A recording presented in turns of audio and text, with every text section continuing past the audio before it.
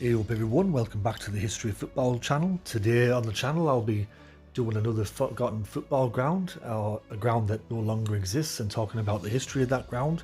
Last time out I did the Olympia Stadium in Munich. Thanks to everyone that tuned in and watched that video. But today's video is going to be about the Wankdorf Stadium, which existed between 1925 to 2001.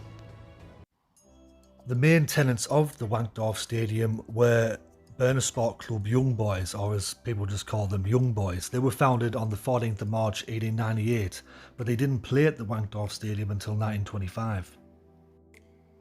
The stadium itself took 7 months to build, and it was officially opened on the 18th of October 1925, and it had an original capacity of 22,000 seats. The first international to be played at the stadium was on the 8th of November 1925, when Switzerland defeated Austria 2-0. In the 1930s, it was expanded in several stages. A second training field was added, corner towers were added, and in 1939 the construction of a standing ramp opposite the grandstand expanded the capacity to 42,000 seats. In the early 1950s, Switzerland won the bid for the 1954 World Cup to be the host nation, and the Wankdorf Stadium was given a complete makeover, with architects Walter Hemmig and Virgilio Mussolini designing the stadium. They made it a capacity of 64,000 spectators, which could now be accommodated to 56,000 standing places and 8,000 seats.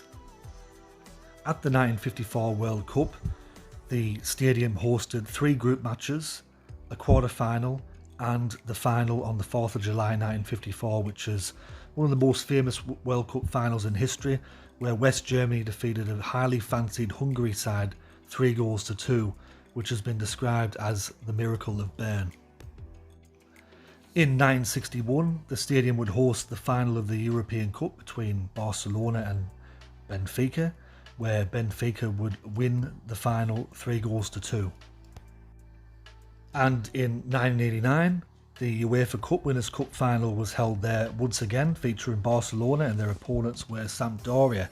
Barcelona would win this match 2-0 in front of 42,000 spectators.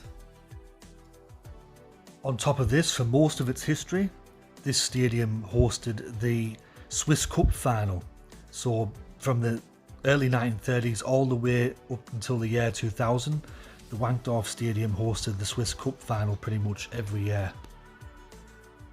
In 2001, and as it was getting towards the end of its life, the Wankdorf Stadium was reduced to a 22,000 seat capacity due to safety reasons.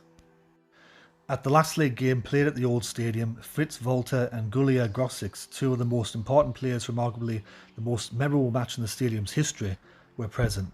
A section of the pitch's turf found its way to the garden of the Federal Chancellery in Berlin. Shortly after the demolition of the stadium, construction began on a new stadium on the same site, and in July 2005 the Stade de Suisse was completed and inaugurated. The last official league game, by the way, played at the stadium was between Young Boys and Lugano. It finished 1-1, and that was on the 7th of July 2001.